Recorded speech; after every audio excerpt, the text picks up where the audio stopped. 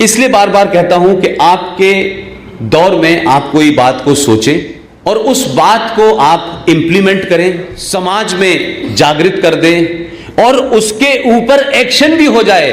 ऐसी घटनाएं जीवन में कभी कभी आती हैं। हम कोई ऐसे लोग नहीं हैं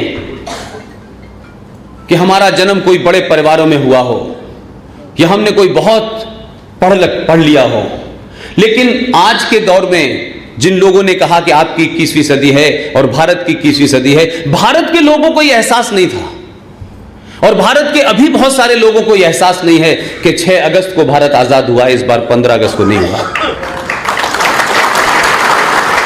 वो यकीन नहीं कर पा रहे और शायद इस इंतजार में बैठे हैं कि नहीं ऐसा नहीं है, सुप्रीम कोर्ट कुछ करेगी।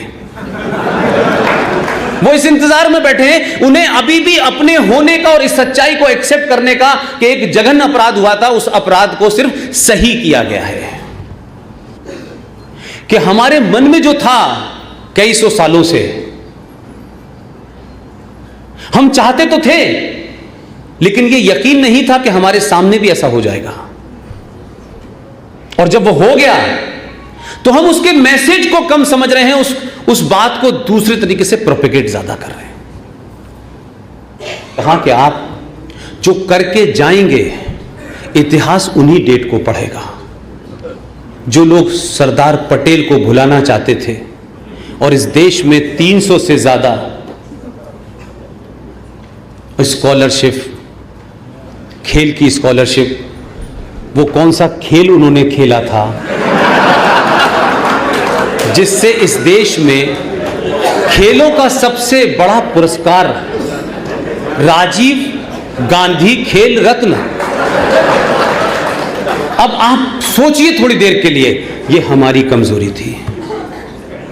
एक नाथूराम गोडसे के कारण हम पूरे जिंदगी शर्मसार हैं, जिसमें हमारा कोई रोल नहीं। हमने कहा उसने कृत्य किया, उसने कहा मैंने मारा है, गलत मारा है, सही मारा है, कोर्ट सजा देगी, मैंने सजा ली और वो फांसी पे चढ़ गया। वो आपकी तरह भागा नहीं। लेकिन जिनके नाम से राजीव गांधी खेल रत्न है, उन्होंने खेल क्या था कि इंदिरा गांधी की जब हत्या हो गई थी तो भारत के राष्ट्रीय चैनल दूरदर्शन पे वो अवतरित हुए और पहली बार उन्होंने अंदर जनेऊ नहीं पहना, अपनी बंडी के ऊपर जनेऊ पहन के आए। ये विजुअल है, ये मेरी कही बात को यकीन मत कीजिएगा, जाके ढूंढ लीजिएगा। दूरदर्शन पे राजीव गांधी का जब वो आप भाषण सुनेंगे तो राजीव गांधी को बताना था कि मेरी मां को मारा गया है, अब मुझे झेलना, मैंने भी जनेऊ पहन लिया है। उन्होंने जनेऊ ऊपर पहना, ये वाला अंदर पहन रहा है। तो आप सोचिए कि जिस प्रधानमंत्री के पद पे बैठे हुए आदमी ने दूरदर्शन के ऊपर आकर के यह कहा हो कि जब कोई बड़ा पेड़ गिरता है तो थोड़ी जमीन हिल जाती है, उस जमीन के हिलने में देश भर में हजारों और दिल्ली में 350 सिखों का कत्ल को जस्टिफाई किया गया उस आदमी के नाम से खेल रत्न है। इस खेल के अलावा कौन सा ऐसा खेल खेला कि न सिर्फ उनको इस बात से नवाजा गया कि राजीव गांधी खेल रत्न दिया जाएगा, उनको भारत रत्न भी दिया गया। ये पूछा किसी ने कि कौन सा राजीव गांधी का ऐसा कंट्रीब्यूशन था कि उन्हें भारत रत्न भी मिला। और आपकी विचारधारा के और राष्ट्रवादियों में से कोई अगर कोई बात कह दे, ओहो, शाम तक माफी मलवानी पड़ती है, पूरा देश आपके पीछे लग जाता है। देखिए इसने क्या कह दिया साध्वी प्रज्ञा ने। अरे जो तुमने साध्वी प्रज्ञा को दिया था वही लौटा रही है, उसने क्या कह दिया। तो मैं लार्जर कॉन्टेक्स्ट में यह कहना चाहता हूं, मैं संविधान के अंदर एक धारा है। जो लोग ये कहते हैं नहीं संविधान हमने लिखा है, ये संविधान के निर्माता हैं, होंगे, उसी संविधान में एक धारा है 333, ट्रिपल तलाक नहीं, 333, 333। इस धारा को कभी सुना आपने? कभी जिक्र ही नहीं हुआ होगा। इस धारा में है क्या? और यह सवाल इसलिए मैं पूछना चाहता हूं कि इससे दो चीज का पाखंड पता चलेगा कि अगर यह संविधान भारत के निर्माताओं ने बनाया गया जैसा कि दावा किया जा रहा है, लेकिन जो बात मैं आपसे कन्वे कर चुका हूं, उसे मेरी बात को यकीन करें न करें, मैंने कहा कि government of India independence act 1935 की कॉपी ले लीजिए आर्काइव से, फोटो कॉपी करा लीजिए और भारत के संविधान को लेकर बैठ जाइए। 80% फोटो कॉपी है। यह बात मैं आपको बता रहा हूं, कोई दावा नहीं है मेरा, कोई इंटरप्रिटेशन नहीं है। लेकिन सवाल यह है कि धारा 333, यह धारा क्या है? यह धारा बड़े कमाल की है साहब। इस धारा के तहत जो अंग्रेज यहां आए थे, वो अंग्रेज राज किया उन्होंने, और फिर जाने से पहले चाबी अपने हिंदुस्तानी अंग्रेजों को देके चले गए। ये जो 333 का जो प्रोविजन है, ये इस पाखंड को एक्सपोज कर देगा कि इस संविधान को बनाने वाले सभी भारतीय थे और ये संविधान पूरा हमने बनाया है। उसमें कहा गया कि जो अंग्रेज आए थे, उन्होंने राज किया, वो चले गए, लेकिन बहुत लोअर लेवल पे भी अंग्रेज छोटे छोटे अफसर थे, उनके इस देश की महिलाओं से जायज और नाजायज संबंध हुए। कोई बहुत बड़े उसकी बात नहीं है, वो भी चले गए।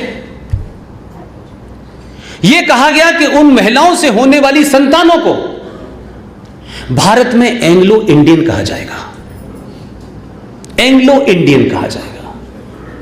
और 70 साल में वो एंग्लो इंडियन संतानें खत्म नहीं हुई, मुझे तो मिल नहीं रही, मैं ढूंढता हूं। लेकिन 333 के अंदर एक प्रोविजन देखिए, जाने से पहले ये प्रोविजन करके गए कि भारत की लोकसभा के अंदर 545 सीटें हैं, चुनाव 543 पे होगा। ये तो 2 सीटें हैं, तो जो असली थे वो चले गए, जो नकली थे वो समाप्त हो गए। लेकिन एंग्लो इंडियन कम्युनिटी के 2 लोगों को राष्ट्रपति हर बार लोकसभा में नॉमिनेट करेगा। ये किसके नुमाइंदे हैं? ये दोनों एंग्लो इंडियन किसके लिए जवाबदेह हैं? आप तो अपने एमपी से पूछते हैं ना, हमने वोट दिया है, आप उसका कॉलर पकड़ते हैं। तो लोकसभा में नॉमिनेट होने वाले ये 2 एंग्लो इंडियन के लोग हैं। ये प्रोविजन कब आया और भारत के किस ज्ञानी संविधान को लिखने वाले ने यह कहा कि इसको शामिल कर लो? और चलिए मैंने माना, लेकिन आज तो 2019 हो गई।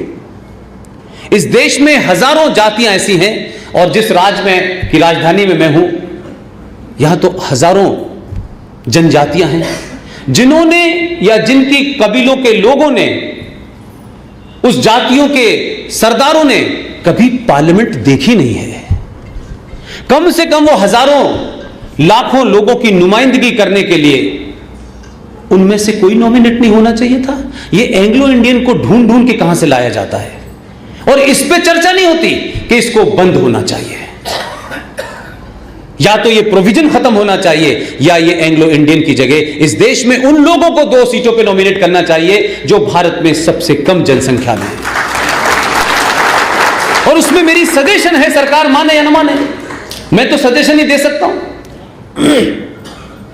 भारत के गृह मंत्री ने आर्टिकल 35 और 370 की जब चर्चा हो रही थी, तो जो बात इस देश के लोगों को बताई नहीं गई थी, तो बताने से ज्यादा मैं समझता हूं मेरी और आपकी जिम्मेदारी थी कि हम तमाम चीजें पढ़ते हैं, वो दिन और वो डेट हमने क्यों नहीं याद रखी। इसकी भी चर्चा मैं लगातार लोगों से कर रहा हूं।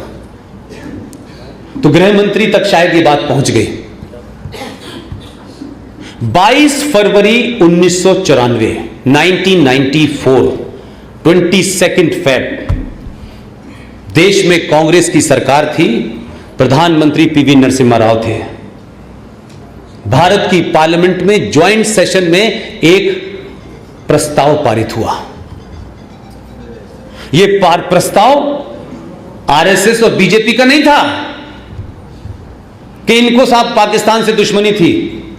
उस प्रस्ताव में सिर्फ यह कहा नरसिम्हा राव ने कि भारत और पाकिस्तान के बीच में कश्मीर एक विवाद है। अब नरसिम्हा राव के गुरु थे अटल जी, ये तो पता ही है आपको। तो ऐसी जगह अटल जी तो बड़ा लंबा पॉज लेते थे, इतनी देर में तो कोई कहीं से कहीं चला जाता था। लेकिन नरसिम्हा राव ने सार्वजनिक तौर में कहा कि मेरे राजनीतिक गुरु अटल जी हैं, लेकिन अपने गुरु से सही टाइम पे पॉज ले लिया उन्होंने और कहा कि कश्मीर एक मुद्दा है भारत पाकिस्तान के बीच में, यही एक विवाद है। और विवाद सिर्फ इतना है, जो पॉज के बाद बोले तो बहुत सारे लोग जो पहली वाले सेंटेंस पे इतने खुश हुए कि लगा कि वो पार्लियामेंट की बेंचेस पे खड़े होने वाले थे, वो बेचारे आधे ही खड़े हुए थे ताली बजाते बजाते। नरसिम्हा राव ने अपने उस प्रस्ताव में जो दूसरी लाइन जोड़ी, उसके बाद ऐसा सदमा बैठा कि लोग ताली बजाना भूल गए, लेकिन वो प्रस्ताव पारित हो गया। और दूसरी लाइन ये थी कि दोनों के बीच में विवाद है, कश्मीर विवाद है, और विवाद सिर्फ इतना है कि जिस जम्मू कश्मीर के इलाके पे पाकिस्तान ने कब्जा कर रखा है वो हमें वापस लेना है, सिर्फ इतना ही विवाद है।